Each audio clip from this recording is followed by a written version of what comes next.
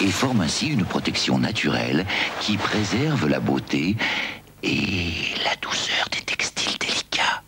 Oolite, en machine, mais en douceur.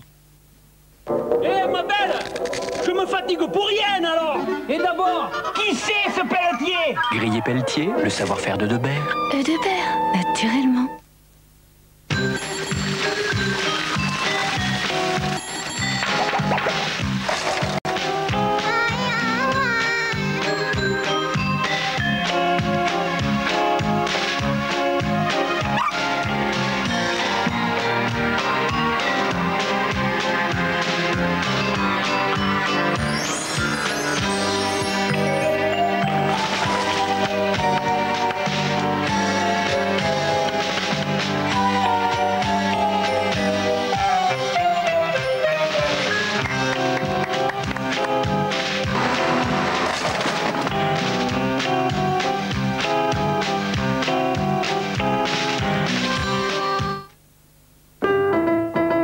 Observons un expert de la douceur face à Soupline.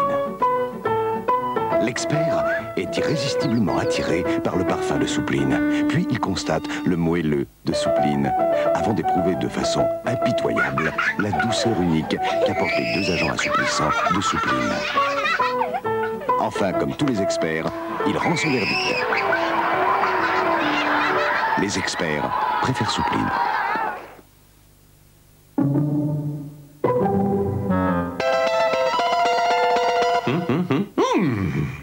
Boursin, la saveur existe aussi en portions, par 10 ou par 6.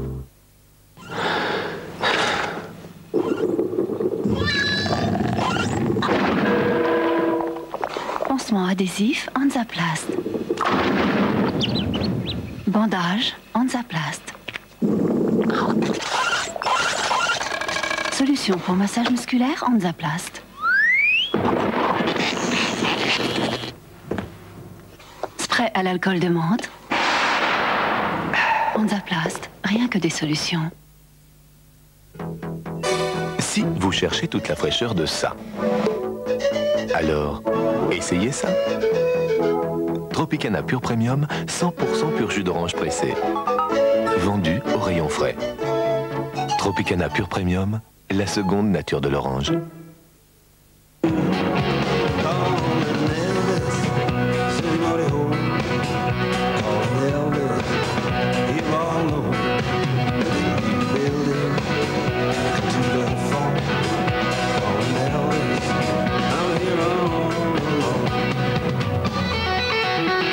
C'est sur la route, au fil du temps et des kilomètres, que certains achats prennent toute leur valeur. Peugeot 405, à partir de 87 800 francs.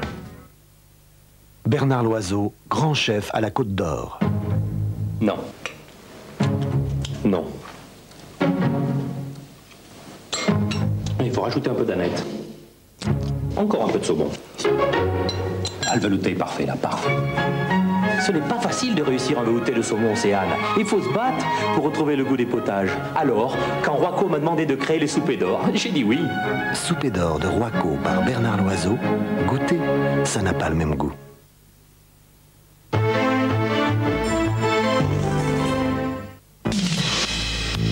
Retrouvez le policier du jeudi avec TF1 et Noroto, équipement et entretien de l'automobile.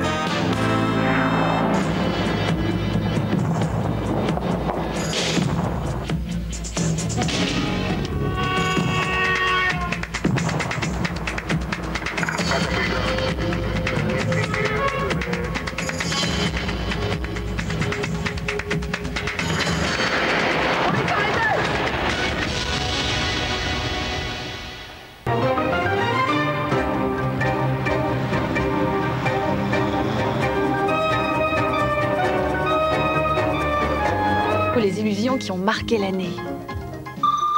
22h35, après le soir 3, les brûlures de l'histoire, l'affaire Dreyfus. Illustrée par des images d'époque, la première grande manipulation médiatique sacre la puissance du quatrième pouvoir. Et ces gens-là dorment, et ils ont des femmes et des enfants qu'ils aiment. 23h35, à la une sur la 3.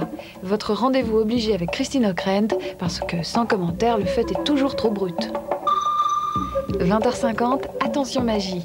22h35, les brûlures de l'histoire, l'affaire Dreyfus. 23h35, à la une sur la 3. Le grand jeu des illusions, ce soir, sur France 3. Je apparaît vendredi à 23h15, du côté de Zanzibar, sur France 3.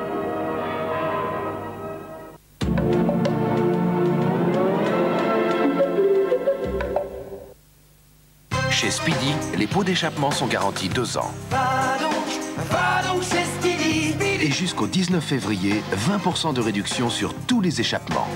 Speedy, votre meilleure garantie. Velouté invente un tout nouveau plaisir. Velouté sur lit de pulpe. Double douceur, double sensation. Tellement forte qu'on a envie de vous la faire découvrir. Alors jusqu'au 31 mai, Velouté rembourse votre premier achat de velouté sur lit de pulpe. Vous verrez, il n'y a pas de fraîcheur plus veloutée. Walk the world, your dreams come true. Happy friend and friendly smile. Ne rien vivre sans chaleur. Ne rien vivre à moitié. Damar.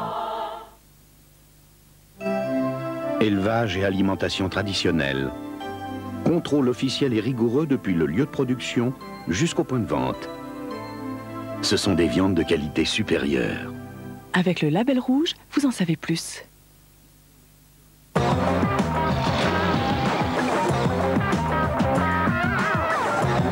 Les rencontres diesel Peugeot. Vous ne vous attendez pas à ce qui vous attend.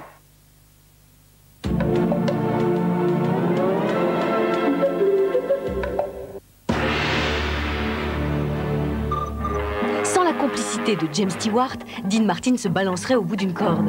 Attention, je tire. Ouais. Vous les rattrapez et les abattre à vue. Prenez tout ce que vous pouvez emporter. Ah, voulez-vous me lâcher? La sublime Raquel Welch en croupe et le shérif aux trousses. Les deux frères s'enfuient vers le Mexique. À partir de cette chaîne de montagnes, c'est le territoire des bandoleros. Une poursuite infernale, menée à bride abattue dans la plus pure tradition de l'Ouest. Jeudi 20h50, Bandolero, le premier choix d'Eddie Mitchell sur France 3.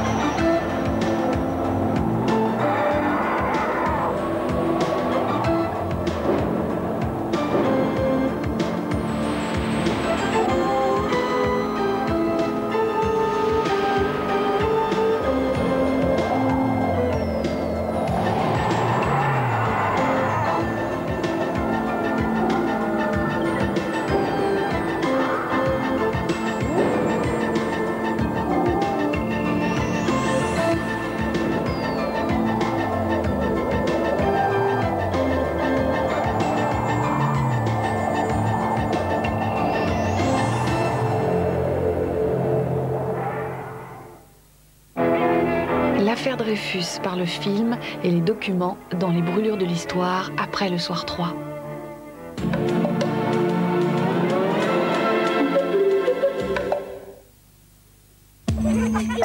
Voici la réponse à toutes vos questions sur l'automobile. Plus de passion, plus d'amour du détail. Fiat présente la nouvelle Fiat, la Fiat Punto.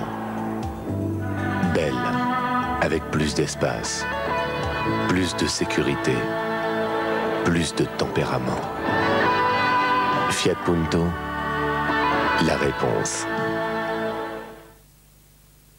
L'information aujourd'hui, c'est savoir ou comprendre?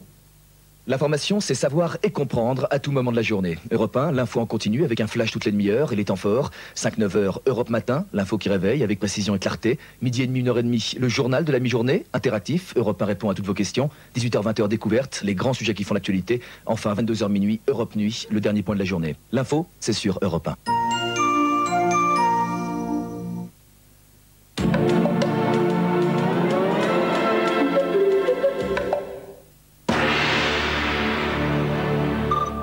Samedi soir, Cabochard sur France 3. Dans le crâne que moi vivant, personne ne touchera à ce chêne. C'est la version armée du chêne et du roseau. Bah raisonneux parce que moi je me ferais pas canarder comme ça tous les matins. C'est Jules César contre Vercingétorix. La guerre des Gaules. T'as l'air fin. C'est la modernité contre la tradition. Mais il valait plus rien votre domaine. L'argent. L'argent. Briser une famille pour 3 malheureux arbres. On va tout de même pas attendre qu'il tue quelqu'un, non? C'est la panique à Clochemerle quand les querelles prennent racine dans le cerveau de Michel Bouquet. Samedi 20h50, l'arbre de la discorde, des vertes et des pas mûres sur France 3.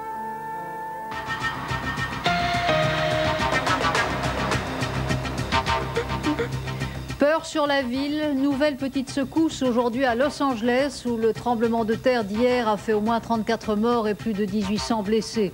La population s'organise sans panique, mais tous les circuits vitaux, autoroutes, eau, électricité sont bouleversés. Faut-il craindre une secousse plus forte dans les heures qui viennent? Pourquoi n'arrive-t-on toujours pas à prévoir les tremblements de terre? Comment peut-on vivre avec une telle menace? Quel est le secret de Los Angeles? Avec nous à Los Angeles, Sylvie Vartan, qui y vit depuis 20 ans, Claudine Mullard, la correspondante du Monde, et à Paris, le directeur du laboratoire de sismologie du CNRS, Raoul Madariaga. Bonsoir. Concertation d'un côté, pics et bruissements de l'autre. Les problèmes de l'éducation et leur gestion politique continuent de préoccuper le gouvernement, ses alliés, l'opposition et les syndicats d'enseignants. Le ministre de l'Éducation nationale a commencé cet après-midi à rencontrer leurs représentants. Xavier Bodinhul. Concertation. Tel est donc le terme officiel pour qualifier la série d'entretiens entre syndicats de l'enseignement et ministres de l'Éducation. Des syndicats bien sûr revigorés par le succès de la manifestation de dimanche. Ils ne souhaitent donc pas jouer les faire valoir. Nous attendons évidemment des études, mais en même temps des actes. Et pour l'instant, nous avons un accord pour des études. Si on voit que les discussions, c'est du temps perdu, c'est du temps pour que la manifestation s'effiloche, que le rapport de force s'effiloche, alors on partira. Demain, c'est 8 autres rendez-vous qui sont inscrits sur l'agenda de François Bayrou. Objectif, préparer la grande réunion avec le Premier ministre le 27 janvier. Car c'est Édouard Balladur qui entend rester maître de la négociation. Lors du Conseil des ministres, il a déclaré qu'il était indispensable de réformer l'éducation, mais au pas, au rythme souhaité par la société. Un Premier ministre qui assume toute l'affaire sur la révision de la loi Fallou, il l'a dit devant les députés UDF. Il faut dire qu'Édouard Balladur essuie les premières critiques de sa majorité avec en pointe aujourd'hui René Monory. Il rappelle que c'est le gouvernement qui fixe l'ordre du jour du Sénat et que dès le début, il avait souligné l'ambiguïté du texte. C'est tout à fait une montagne d'hypocrisie parce que dès le départ, en tant que président du Sénat, j'avais eu l'occasion de dire au gouvernement et aux ministres qu'il aurait mieux valu mettre un plafond de dépenses à 50%, dont peut-être la moitié par les collectivités, la moitié par l'État. L'opposition de son côté veut profiter de l'effet manif. Michel Rocard annonce l'organisation d'états généraux de l'enseignement public en parallèle aux consultations du gouvernement. Son nom, Waïd Gorgi, sa profession, homme d'affaires aujourd'hui. Hier, ou plutôt en 87, interprète à l'ambassade d'Iran à Paris, dont il avait été expulsé, vous vous en souvenez, avec quelques fracas. Eh bien, Gorgi veut revenir en France. Claire Sébastien, Xavier Bodinhul. Du terrorisme au commerce ou l'itinéraire de White Gorgie. C'est son avocat à Paris qui devrait entreprendre des démarches pour qu'il puisse travailler en France. L'information révélée par plusieurs hebdomadaires risque d'entraîner une nouvelle polémique entre Paris et Téhéran. Il y a 6 ans, tractations et controverses avaient précédé le départ de Gorgie. Soupçonné d'avoir organisé les attentats de Paris en 86 qui avaient fait 13 morts, il s'était réfugié à l'ambassade d'Iran avant de s'envoler blanchi vers Téhéran. Scandalisée, l'opposition iranienne parle aujourd'hui de marchandage. Ce n'est pas les Occidentaux qui décident, c'est le régime de Téhéran qui décide. Et il impose sa loi à tout l'Occident. Superphénix pourrait reprendre du service. Le feu vert technique a été donné par la direction de la sûreté des installations nucléaires, mais à 2 conditions, l'achèvement des travaux de sécurité du surgénérateur de Creys-Malville et son redémarrage à une puissance limitée. Superphénix a accumulé les incidents techniques depuis sa mise en route en 84. Il a été arrêté en juillet 90. La responsabilité de son redémarrage est désormais entre les mains du gouvernement. Nous devons sans doute donner un coup d'arrêt et on ne peut pas à la fois être gentil à Genève et subir sur le terrain. Le franc-parler du général Cotte lui aura coûté cher. L'officier français commandant la Fort Pronu en Bosnie quitte ses fonctions. Il a été rappelé par le secrétaire général de l'ONU. Décision confirmée par la France. Boutros-Boutros-Ghali avait déjà réprimandé le général Jean Cotte, considérant qu'il outrepassait sa mission. Le rapport remis aujourd'hui à Boutros-Ghali n'est pas favorable à l'emploi de la force et aux frappes aériennes. À Genève, les négociations ont repris. Elles sont au point mort et les Serbes plus que jamais intransigeants. L'amiral Bobby Reinman, pressenti pour succéder au secrétaire à la défense américain Lee Aspin, vient d'annoncer qu'il retirait sa candidature. Aucun désaccord avec le président Clinton ne motive ce désistement, mais l'amiral souhaite préserver sa vie privée. Il ne peut accepter les attaques contre sa personne et sa réputation. Trop de vent, trop âgé, trop fatigué. Francesco Moser, 42 ans, a interrompu au bout de 10 minutes sa 2e tentative contre le record du monde de l'heure à cause de bourrasques de vent. Il envisage une 3e tentative, cette fois à Stuttgart, dans 10 jours. Un ciel bleu cobalt, des palmiers encore verts, le strass, le stress, les paillettes et la coke, des gens de toutes sortes, entre la plus flamboyante des richesses et la plus agressive des pauvretés. Los Angeles est un monde à part, un monde qui vit au bord de la fracture, ou plutôt de la faille de San Andreas, un monde où l'imminence de la catastrophe annoncée, du Big One, du tremblement de terre final, ajoute au rêve ou à la caricature, comme on voudra, du paradis californien. Le tremblement de terre d'hier est le plus important qu'ait connu Los Angeles depuis 20 ans. Il n'a fait, heureusement, grâce à l'horaire de la secousse, que 34 morts et quelques 1870 blessés. Aucun Français parmi eux, il faut le souligner, même si le consulat de France a été évacué. Aujourd'hui, de nouvelles répliques sismiques, comme disent les spécialistes, ont inquiété la population qui s'organise, vaille que vaille. Pierre Freudenreich. La consigne était formelle, elle n'a pas été respectée. La population était invitée à ne pas sortir, mais la nuit dernière, les Californiens angoissés ont dormi à la belle étoile. Pas question d'y retourner, pas question de regagner ces maisons qui, hier, ont si violemment tremblé. 15 000 personnes n'ont plus de toit, au moins 30 Californiens ont trouvé la mort. Les secours ont dénombré des milliers de blessés. Des maisons et des immeubles entiers écroulés, la chaussée éclatée, des autoroutes cisaillées. Aujourd'hui, la circulation était donc toujours perturbée, le téléphone, l'électricité, le gaz toujours coupés dans certains quartiers. Cet après-midi, Los Angeles flambait encore alors que la police sillonnait la ville pour appliquer le couvre-feu et prévenir les pillages. Los Angeles a connu le tremblement de terre le plus destructeur de ces dernières années. Un séisme d'une intensité de 6,6 sur l'échelle de Richter. Il s'est produit non pas sur la célèbre faille de San Andreas, mais sur l'une des petites failles dites failles de chevauchement, localisée dans le coude de la faille de San Andreas. La rupture a débuté dans la partie profonde de la faille et s'est propagée très rapidement jusqu'à la surface. La durée de cette rupture a été de 7 secondes et c'est pendant ces 7 secondes qu'un côté de la faille s'est soulevé et que l'autre s'est affaissé. Une phase de glissement très courte donc qui a provoqué l'émission de ces ondes sismiques si violentes.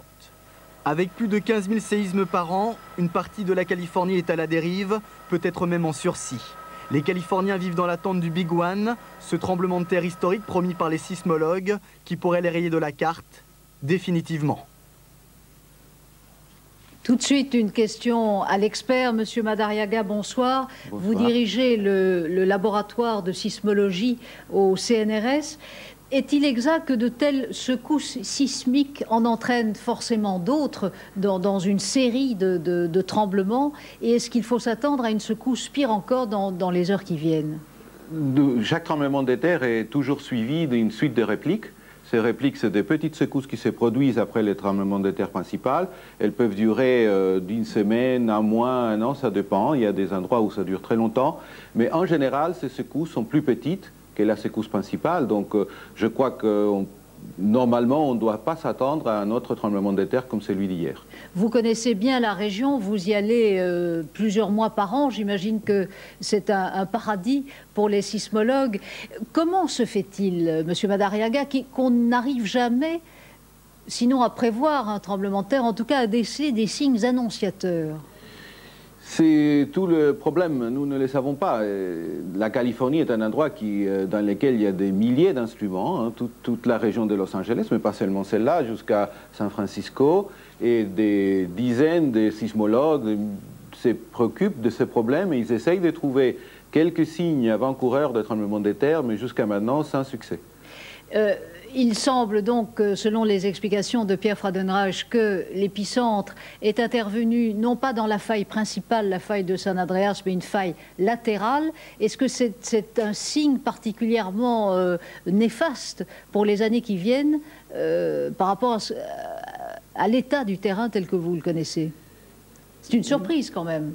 Non, pas tout à fait. Cette région est très active, à toute la zone de Los Angeles. Et ce qui est curieux, c'est qu'actuellement, il n'y a pratiquement aucune activité sur la faille de San Andreas elle-même. Toute l'activité est sur ces failles parallèles. Par exemple, l'an dernier, en 92, enfin il y a 2 ans, il y a eu un grand tremblement de terre de magnitude 7 et quelques dans les déserts. Donc, dans la zone même de Los Angeles, il y en a eu plusieurs dans les dernières années. Et celui-là est le plus fort depuis 20 ans. Vos travaux, ceux de vos collègues, doivent contribuer en principe à améliorer, non pas la prévention, on l'a compris, mais en tout cas l'équipement. Et on a vu pourtant à Los Angeles, où tout le monde est prêt toujours pour le tremblement de terre, que les autoroutes ont craqué mais comme des allumettes. Oui. On est très surpris, hein, surtout dans cette région-là où le génie parasismique est développé depuis plusieurs années. On pensait que toutes ces autoroutes tiendraient le coup pendant un tremblement de terre de cette magnitude. Ce qui se passe, c'est que probablement on avait sous-estimé les effets d'amplification du sol, le relief, etc. Et pour le moment, donc, nous n'avons pas encore des informations plus détaillées. Je pense que les ingénieurs vont se pencher sur le problème, mais il est évident qu'il y a des problèmes dans les designs de ces structures. Et d'après les premières estimations financières, il semblerait que les dégâts sont encore plus importants qu'à San Francisco, le dernier gros tremblement de terre à San Francisco qui était en 89.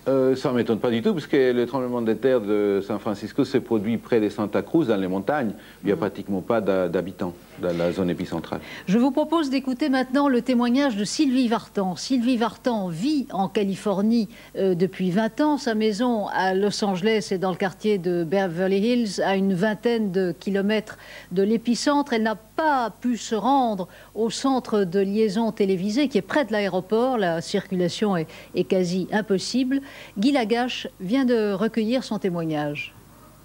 De la ville, tous ceux qui ont habité la Californie ont une certaine habitude, enfin, de petites secousses et de petits tremblements qui arrivent assez souvent. Celui-ci était très impressionnant et bien sûr, comme tous les autres d'ailleurs, est arrivé par surprise. Ce qui est assez étonnant malgré tout, c'est qu'on n'a pas eu l'impression quand même qu'il y a eu de la panique. Les gens sont quand même très disciplinés. Quand on imagine une catastrophe pareille pourrait arriver ailleurs, je ne pense pas que les gens prendraient cela avec autant de philosophie. Et qu'est-ce qui explique justement ce comportement? Je crois que les gens d'ici, et quand on vit ici, on a une certaine philosophie, on attrape une certaine philosophie et un certain fatalisme. Et c'est vrai que bon, il y a certainement des gens qui vont déménager, hein, ça c'est sûr. Moi j'ai eu souvent des petits tremblements de terre. Bon, j'y prête pas trop attention. J'avais aucune panique. Il y a une espèce de solidarité qui existe. Pas de panique, donc, selon Sylvie Vartan, une solidarité qui s'organise. Je crois que nous avons maintenant la liaison avec Los Angeles en direct. Claudine Mullard, bonsoir. Claudine, vous êtes la correspondante du Monde. Merci d'être avec nous dans des circonstances aussi difficiles. Il est pour vous 1h15 de l'après-midi. Autour de vous, est-ce que les gens ont peur à Los Angeles ? Non, je crois que les gens ont pris ça avec énormément de calme et de sérénité. Il faut dire que quand on vit à Los Angeles, il y a des petites secousses assez fréquentes. Les gens remarqueront, tiens, une secousse, évidemment pas aussi forte que celle que nous avons eue l'autre nuit, mais je crois que les gens, ça fait partie du quotidien, ça fait partie de la vie de tous les jours, et le Californien est habitué. Comme vous, semble-t-il. Il y a eu quand même, Claudine, en ce moment, enfin depuis ce matin tôt, une ruée vers l'aéroport qui n'est pas très loin de l'endroit où vous êtes. Oui, il y a toujours des moments de panique, des gens qui probablement avaient l'intention de partir avant. Je ne pense pas que les gros tremblements de terre, auprès de gens qui sont habitués à vivre ici, vraiment créent un exode qui soit réel. Mais quand même, les hôpitaux sont débordés et les secours doivent être à leur tour aussi défaillants. Il y a beaucoup de gens dans la rue. Oui, il y a aussi beaucoup de gens qui ont choisi, sont tellement terrorisés des secousses. Vous savez que dès qu'on a un tremblement de terre d'une magnitude importante, on a des répliques, des aftershocks répétés, et les gens ne veulent pas dormir avec l'idée que leur maison va se remettre à trembler. Et ils préfèrent, comme le temps est très clément, il fait très chaud et très beau, dormir dehors, camper dans les parcs et être ensemble en fait. C'est ce que vous avez fait, vous ? Non, je suis restée chez moi, j'ai très bien dormi. Alors, c'est très difficile à comprendre cela en France, cette absence de panique, cette espèce d'accoutumance à la catastrophe annoncée. Oui. Est-ce que ça ne change pas en profondeur le tempérament des gens autour de vous ? Je crois que lors des premiers tremblements de terre, on est un peu étonné de l'insouciance des Californiens. Et puis peut-être c'est le prix du paradis. Et on se rend compte que... Et puis il faut quand même relativiser les choses. Si on regarde que le tremblement de terre de 1933, qui faisait que 6,3 sur l'échelle de Richter, a causé 120 morts à une époque où la Californie était très peu habitée. En 1971, il y avait eu près de 70 morts. Là, il y a eu, c'est déjà beaucoup et trop, mais enfin 35 morts. Et je crois que les gens savent, pour une agglomération de 3 millions d'habitants, les gens savent que quand même les bâtiments sont très résistants. Le point faible, ce sont les autoroutes, à l'évidence. Il faut relativiser les choses de ce point de vue-là. Mais bon, bien évidemment, la télévision par câble, en tout cas, ne fonctionne plus. Donc les gens sont très mal informés sur la réalité de la situation. Est-ce qu'on sent quand même une ambiance un peu particulière? Est-ce qu'on se précipite le transistor à l'oreille, comme on l'a vu en 89 à San Francisco? Oui, les gens sont à l'écoute des informations. Le câble a été rétabli dans bon nombre de quartiers, ainsi que le gaz et l'électricité d'ailleurs. Je crois que, comme on le voit d'ailleurs dans cette rue, dans cette artère, Los Angeles n'est pas paralysé. La circulation dans bon nombre de quartiers est tout à fait normale. Les stations-service sont ouvertes. C'est la zone proche de l'épicentre qui est évidemment extrêmement bloquée. Est-ce que le couvre-feu est maintenu, même si les pillages ont été beaucoup moins importants la nuit dernière que ne le craignaient les services de police? Oui, il y a eu très peu de pillages. Il faut dire que ce dont j'ai été témoin, les gens sont quand même sortis. Les gens avaient envie de sortir, besoin de se parler, besoin d'être dehors. Et je crois que ça s'est assez bien passé. C'était très calme hier soir. Et la nuit prochaine, à votre avis, est-ce que ce sera encore difficile? Il y a quand même des milliers de gens qui vont encore passer la nuit à la Belle Étoile. Tout à fait. Il y a énormément de sans-abri. Tout dépend si nous avons une réplique qui est importante. Je crois que la panique est réinstaurée dès qu'on a... Hier, par exemple, nous avons eu 3 secousses de plus de 5 points qui sont donc d'une intensité assez forte du tremblement de terre initial. Et ça fait très peur de nouveau. Et on revit le traumatisme. Vous avez l'intention de rester en Californie ou là, vous vous dites, ça suffit, on s'en va? Non, je reste. Claudine Mullard, merci beaucoup pour ce témoignage donc en direct de Los Angeles. Une dernière question, Monsieur Madariaga. C'est très loin la Californie, même si grâce à Claudine Mullard, on se sent un peu plus près ce soir de ce qui se passe là-bas. En France, on est complètement à l'abri de ce genre de catastrophe. Oh, pas tout à fait. Un tremblement de terre comme celui de cette magnitude peut se produire en France, dans la région de la Côte d'Azur, ou même dans la vallée du Rhin. Ça s'est déjà produit dans le passé, il y a un siècle à peu près. Donc il y a un certain danger en France, mais il est nettement moins qu'en Californie, bien entendu. Monsieur Madariaga, merci. Merci encore à Claudine Mullard. Voyons maintenant, comme chaque mardi, le palmarès des médias. Il est signé Éric Thibault. Au palmarès ce soir, le journal du dimanche. Paradoxalement, ce quotidien, qui ne paraît que le dimanche, bat désormais tous les autres quotidiens nationaux en audience. Le journal du dimanche occupe la première place du classement Ipsos avec 1 527 000 lecteurs. Fin de l'aventure solitaire pour l'expansion. CEP Communication entrera à hauteur de 51% dans le capital du groupe Expansion. Depuis 3 ans, le groupe de Jean-Louis Servan-Schreiber affronte la récession du marché publicitaire. 3 vagues successives de licenciements ne lui ont pas permis de faire face à l'endettement sans argent frais. Maintenant, nous avons des vrais concurrents partout. Il faut donc être encore meilleur. C'est-à-dire qu'on se hausse constamment sur la pointe des pieds professionnellement pour être le meilleur possible. Et c'est vrai qu'il faut, pour pouvoir le faire tranquillement, ou en tout cas avec les moyens nécessaires, il faut appartenir à des systèmes plus vastes. Et c'est ce que nous permet, disons, l'accord avec la CEP. Toutefois, le groupe Expansion a préféré rejoindre un professionnel de la presse plutôt qu'un industriel. CEP Communication se prépare donc à affronter les journaux économiques de LVMH, mais aussi le groupe allemand d'Axel Gans qui pourrait bientôt lancer un nouveau magazine économique. Voyons encore rapidement les tendances des marchés financiers de la journée.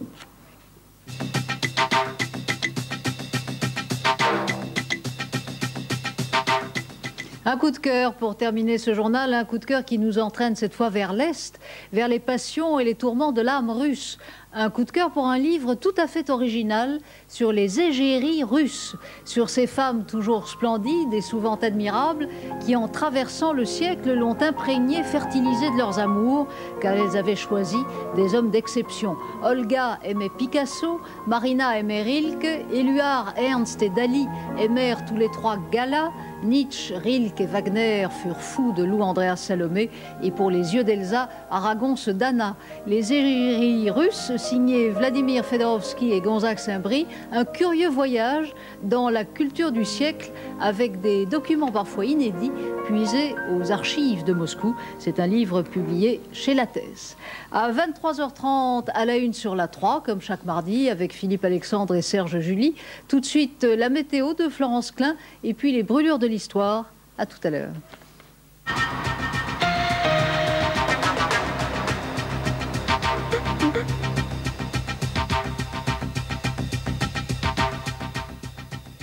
Sur France 3, on n'a peur de personne. Meurtre, violence, malversation, nous avons l'homme qu'il nous faut.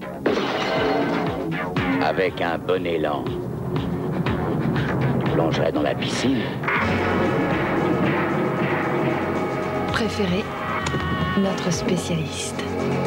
Qui sème le vent récolte la tempête. Sur France 3, on cultive la graine de potence. Admirez nos petites gâchettes, encore mal dégrossies, qui s'en donnent à cœur joie avec leur panoplie. 2. Sur France 3, on connaît de sacrés tireurs. 6. Pour $1, 7. ils vous en font la preuve. 8. Par 9. 9. Et pour quelques dollars de plus, voici la clé du champ de tir. C'est la kermesse, la fête foraine, le carnaval, le bal-trap. C'est le tir au pigeon. 3 grands films d'action, 3 cartons entre les 2 yeux.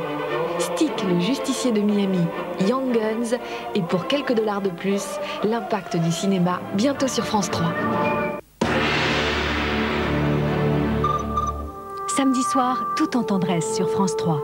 peux faire mourir les gens avec ton fusil. Vous vous calmez, vous me rendez ce fusil, c'est plus de votre âge, d'accord?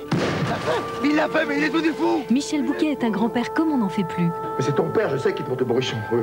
Un vrai grand-père de rêve pour les petites filles. Un grand-père qui sait y faire avec les parents. Paul, sortez! Venez voir ce que vous avez fait de moi! Pour les grandes personnes, évidemment, c'est une calamité. Monsieur Paul aime pas qu'on touche à cette affaire! En un mot, un vieux butor. Vous n'aurez jamais par surprise! Samedi 20h50, l'arbre de la discorde. Michel Bouquet fait sa forte tête sur France 3.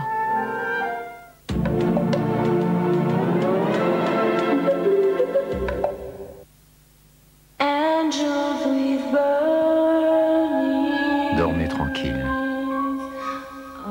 Brandt est construit pour durer.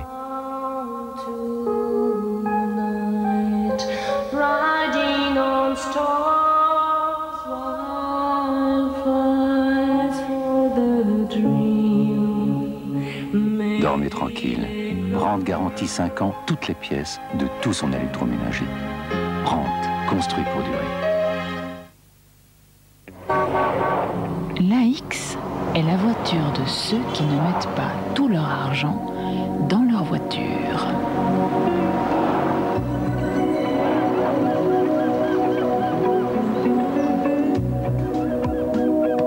Vous n'imaginez pas tout ce que Citroën peut faire pour vous. 950 francs seulement. Pour 950 francs hors taxe, tout compris, Cybelle vous propose 5 logiciels de gestion sous Windows spécialement conçus pour les petites entreprises. Regardez avec moi. Prospect, immobilisation, paye, facturation et stock et toute votre comptabilité. Ils sont reconnus par des experts comme les plus simples et les meilleurs de leur catégorie. Avec Cybelle, votre gestion est tellement simple. Alors n'attendez plus. Téléphonez vite au 05 308 308.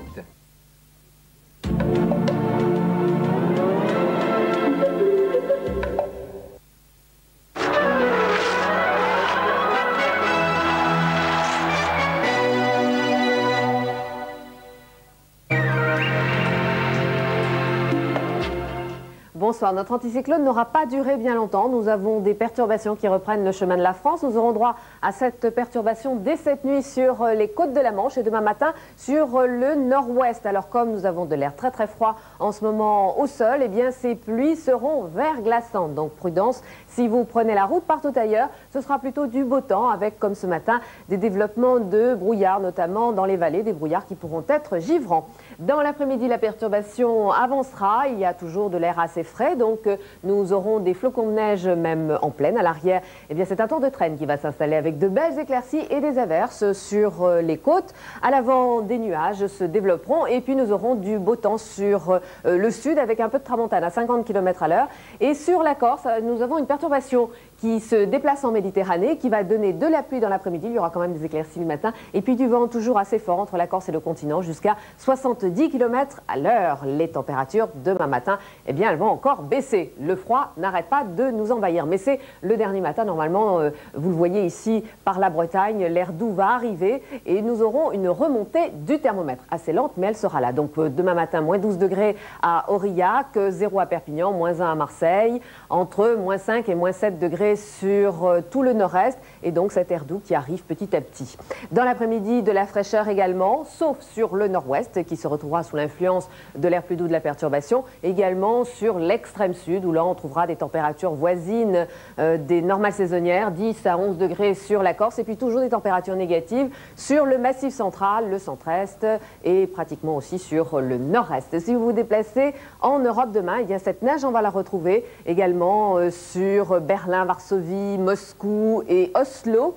De la pluie sur le reste du nord de l'Europe, un peu de soleil quand même. À Budapest, il fera moins 1 degré. Et puis la perturbation qui passe en Méditerranée donnera de la pluie à Tunis ainsi qu'à Alger. Il y aura du soleil à Madrid avec 6 degrés. Demain, nous fêterons la Saint-Marius. Si vous voulez retrouver des détails sur le temps de votre département, vous composez notre numéro, le 36 68 1234. Bonsoir. Darty, le contrat de confiance.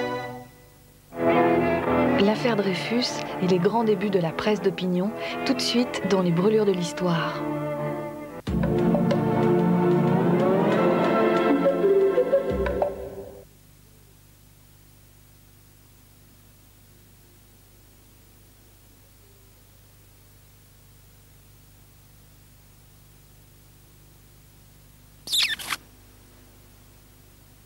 Gel douche et déodorant Sanex dermoprotecteur pour garder la peau saine. Bridel. Bridel. Bridel, débridez vos instincts. Savez-vous ce qui donne toute sa pureté à Nectar? Cette nature préservée, dont Nectar vous restitue la pureté intacte. Nectar de Jacques Vabre, l'Arabica à l'état pur. Pour le blanc et la couleur, pas besoin de deux lessives. J'ai Supercroix formule biactive, blanc, couleur. Une seule lessive pour un résultat aussi brillant que ça. Faites confiance à Supercroix. Du blanc à la couleur, Supercroix, la propreté en toute confiance. Vous vous sentez fatigué? Vivamine, c'est l'énergie de 12 vitamines, 9 minéraux. Un médicament réservé à l'adulte. Un comprimé par jour, Vivamine redonne des couleurs à la vie.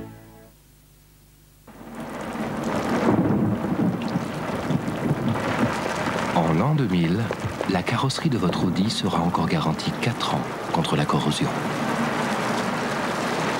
Essayez une Audi et ses concurrentes. Vous jugerez. Pensez Audi, vous oublierez les autres.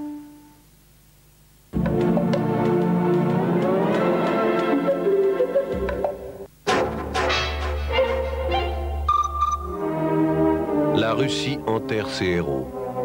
Pieusement conservé, offert à l'adoration des foules dans son mausolée, Lénine rejoindra le commun des mortels le 21 janvier prochain.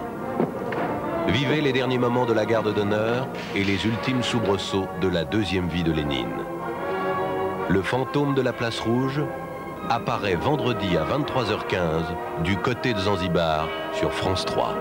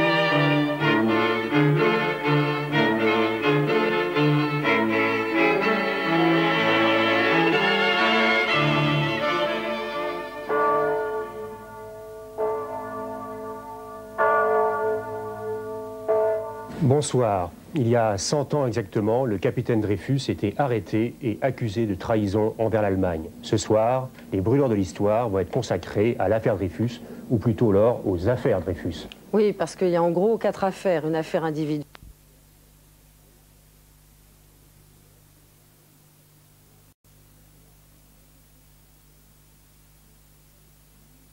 Plutôt américain, et puis tu zappes et tu tombes sur les SDF, tu tombes sur la crise. Et c'est vrai qu'en ce moment, il y a un peu ce double discours très extrême. Et ça veut dire quoi? Je pense que les gens savent en grande majorité faire la différence entre le rêve et la réalité. Dans la réalité, c'est vrai que l'argent en ce moment est une question importante parce qu'elle met en jeu vraiment la survie, pas seulement la survie du portefeuille, de la famille, mais aussi la survie de la personne. C'est ça d'ailleurs, je pense que nous aurons l'occasion de voir, c'est à quel point l'argent s'introduit partout, subtilement, dans toutes les dimensions de la vie sociale, professionnelle et psychologique. Mais là... Je pense que d'ailleurs un candidat potentiel à la présidence de la République qui signerait et garantirait à tous les gens qui n'ont pas beaucoup d'argent, qui sont 2000 balles de plus sur leur compte à la fin du mois, il passe tout de suite. Élu dans la minute. Élu dans la minute. C'est faisable d'ailleurs. Oui, oui, mais on n'y croit plus alors. Si, c'est faisable. si. Alors l'argent, ça fascine, ça dérange, mais c'est vrai que c'est bizarre, ça laisse jamais indifférent. Pourquoi on est... Mais vous parliez de la crise, je pense que c'est un bon exemple. En même temps que quelqu'un est privé de revenus, il est privé de tout ce qui lui donne une identité dans le monde, qui lui assure un petit peu de pouvoir, qui témoigne de son savoir-faire, qui est la marque de ses privilèges ou de ses handicaps. Et en plus, c'est bien autre chose encore, l'argent. C'est quoi? Alors, c'est la manifestation de la vie, tout simplement. Vous vous rappelez la tirade d'Harpagon, quand on lui vole sa cassette, il dit « on m'assassine ». On m'assassine, ça veut dire que c'est réellement sa vie qu'on lui prend. L'argent, c'est la vie. Mais c'est dur, m'assassine. Oui, m'assassine tout le monde. C'est pas le sexe, c'est la puissance vitale. Je parle pas de sexe, je parle de baladure. C'est pas parce que j'ai dit dur que j'ai dit sexe. Premier comportement étrange face à l'argent, c'est la gêne qui suscite. C'est vrai qu'on n'a pas toujours envie d'en parler. Tu m'as fait peur. Qu'est-ce que t'as compris? Parce que jeune, j'ai compris jeune, enfin je sais pas. Mais là, c'est la gêne qui suscite. Et c'est vrai que bon, on parle beaucoup d'argent partout, à la télé, dans les médias, et puis alors quand on demande aux gens de parler de leur argent, eh bien regardez ce qui se passe. Combien gagnez-vous d'argent par mois? Ah, c'est un sujet tabou en France. Oh non, ça quand même, faut pas charrier. Non, je vois la télé en plus. Voilà, j'ai jamais compté. Mais un fonctionnaire ne peut pas gagner beaucoup. Je gagne 8000 francs par mois. Voilà, tout simplement. Je n'en sais rien moi-même, alors j'aurais du mal à vous répondre, monsieur. Comme un Premier ministre. Non, je peux pas vous dire. Non, je peux pas. Exactement, je ne sais pas. C'est une question qui est très indiscrète. Je vais être vu à la télévision. Oui, vous serez vu à la télévision. 11 000 francs. Question indiscrète, non, je préfère pas. Non. Ça vous gêne? Oui. Vous pensez que c'est tabou de parler de ce qu'on gagne? C'est tabou, oui. À partir d'un certain niveau, oui. C'est très fluctuant, mais c'est entre 25 et 45 000 francs. Quelques centaines de francs. Vous voulez pas, ça vous gêne de le dire? Non, quelques milliers de francs, là. Oui, mais précisément, ça vous gêne donc de dire quand même? Oui. Non, c'est un secret. Non, c'est un secret. Ça ne se dit pas? Ça ne se dit pas, c'est impossible. Je suis français, les Français ne le disent pas, moi je peux pas le dire. Si je suis allé en prison, c'est sûr. La prison, carrément. Très français. La peur d'avoir... Ouais. Parce que si vous allez aux États-Unis, les gens, ils vous disent quoi? Je m'appelle Harry, je gagne 5 000 $ par mois. C'est très mal vu en France. Il y a beaucoup on a cultivé la jalousie. Il y a un moment, on a dit les riches, c'est des enfoirés, et les pauvres, c'est des gentils. C'est pas systématiquement vrai. Moi, j'ai pas peur de dire ce que je gagne autant que Drucker. Voilà, exactement. Ça, c'est une belle franchise, on peut applaudir. Alors, pourquoi est-elle tabou encore? Vous citiez les États-Unis, et je pense que dans cette civilisation relativement nouvelle, l'argent est le signe d'un savoir-faire. Et donc, c'est valorisant de dire combien on gagne. Plus on gagne, plus ça prouve qu'on sait faire. En France, on a été tellement taxé, imposé, racketté par tous les gabelles, impôts, tailles et autres, que, vous savez, pour vivre heureux, vivons cachés. C'est la peur de se faire piquer. Ah, moi je crois qu'il y a largement ça. Est-ce qu'on peut avoir la crainte aussi de la jalousie du voisin. Oui. Oui, parce qu'on voit bien, souvent, c'est les petits salaires à vous. Bon, je gagne 6 000 francs par mois, mais les gros, ils disent, à partir d'un certain niveau, on dit rien. 6 000 francs par mois, vous gagnez 6 000 francs par mois? Dans le reportage, les petits salaires disent, ils avouent. Ben, ils vous payent pas cher à TF1, dites non. Un peu plus que l'année dernière, quand même. Alors, est-ce qu'on peut avoir un blocage avec l'argent?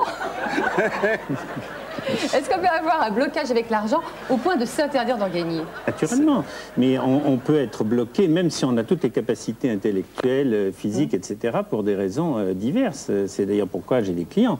Et vous leur demandez de l'argent après?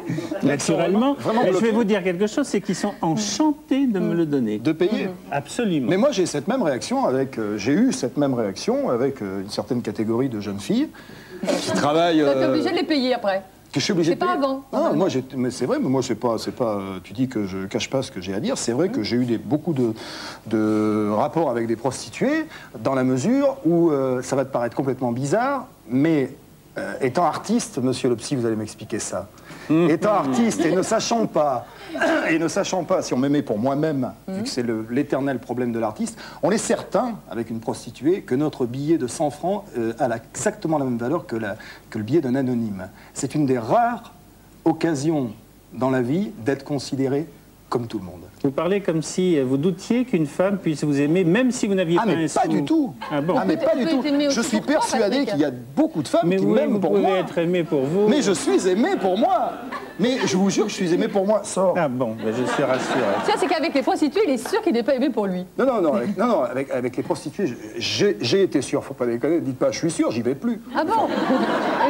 Avec les prostituées, j'ai été sûr à une certaine époque, effectivement, que je ne suis pas mieux considéré ni plus mal.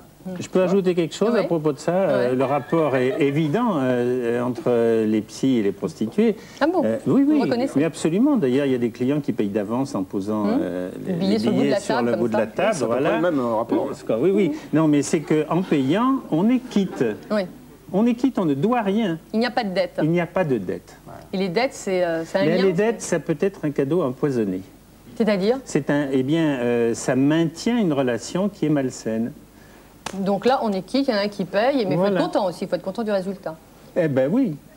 Alors, autre cas de figure assez rarissime, il faut le reconnaître, ça arrive, ça vous est pas arrivé, bon c'est vrai que c'est très rare. Qu'est-ce qui nous est pas arrivé? Que des millions de francs vous tombent sur la tête du jour au lendemain sans rien avoir à faire. Le millionnaire. Et alors à ce moment-là, le millionnaire par exemple, et il y en a bien d'autres, et à ce moment-là, eh bien, comment on le vit, et puis surtout qu'est-ce qu'on fait de tout cet argent?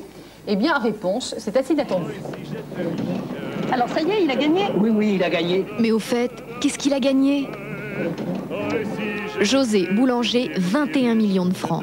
Il s'est offert l'appartement qu'il louait et une voiture. Il déclare « Je ne changerai rien à mes habitudes ». Daniel et Laurence, chauffeurs de bus, 17 millions de francs. Malgré ce pactole, il continue de travailler, s'achète une maison pour remplacer le HLM. Richard, 10 millions de francs. L'inspecteur ne démissionnera jamais de la police judiciaire. Mais la palme du raisonnable revient à Edmond et Jacques, 53 millions de francs. Jacques déclare « Je vais m'acheter une Clio pour faire mes courses au supermarché ». Quant à Jean-Bernard, 17 millions de francs, il ne perd pas son bon sens paysan. Alors, quand on gagne autant d'argent, qu'est-ce que ça fait? Je suis content, ça fait plaisir. Ça fait plaisir. Ça fait plaisir. Alors c'est vrai que c'est surprenant parce que dans les pubs pour toutes les loteries, on voit toujours les gagnants sur des yachts, sur des plages paradisiaques. Et puis là, on voit bien que finalement, quand l'argent arrive, il y a une espèce d'inquiétude. On achète la Clio pour aller au supermarché. C'est un peu surprenant, je trouve. C'est dû à quoi? Mais il y a deux raisons. D'abord, un choc, même heureux, est dangereux pour l'équilibre et la santé. L'argent, c'est un choc. Oui, c'est un choc. C'est un choc. Tu trouves 250 000 francs dans un jardin, c'est un choc. Ça, c'est un sacré choc. Hein. C'est un choc, ça. Mais oui, mais absolument. Surtout quand tu joues bien au foot. Et la deuxième chose, c'est qu'il faut se cacher, je veux dire, se mettre sur la liste rouge et prendre... Oui, donc il y a la peur quand même. Mais attends, moi aujourd'hui, par exemple, dans mon courrier, je reçois... Non, je reçois régulièrement, je vais te dire tous les jours, je reçois 5 demandes d'argent qui vont de tout à tout, qui vont de 200 francs à 80 briques. Des gens qui me racontent, et c'est dramatique. Alors au début, j'ai répondu, puis maintenant, je réponds plus parce que c'est systématique. Je veux dire, j'en ai, je sais pas combien par jour, de gens qui me racontent leur vie, et puis sûrement que leur vie doit être d'une triste... Et qu'est-ce que tu fais? Tu leur réponds, je lis, et puis je ne réponds plus. J'ai fait quelques cas à part à une époque. Là, je fais encore quelques cas à part, mais c'est mon problème à moi, tu vois. Mais c'est pour te dire qu'il y a d'abord un gros besoin, et puis qu'on s'adresse aux gens. C'est pour ça que quelqu'un qui gagne d'un seul coup beaucoup d'argent, il doit recevoir, il doit être assailli complètement. Mais pourquoi on s'engueule si souvent dans le couple? Parce que bon, Patrick, c'est un généreux, bon, il n'est pas très représentatif, mais c'est vrai que c'est une grosse source de dispute. C'est pas la seule, mais ça peut en être une, parce que effectivement, souvent les partenaires de couple ont des modèles différents, et c'est une occasion d'échanger. Vous savez, on se dispute quand on a du mal à exprimer des sentiments positifs. Donc l'argent, la dispute sur l'argent permet de parler d'autre chose qui n'arrive pas à sortir. Au moins on échange. Alors on ne se dispute pas seulement dans le couple, on se dispute aussi beaucoup dans la famille. Alors un cas assez fréquent, c'est quand la grand-mère, mamie, a des sous qu'elle a placés à la banque et puis elle ne veut pas tellement donner à ses enfants.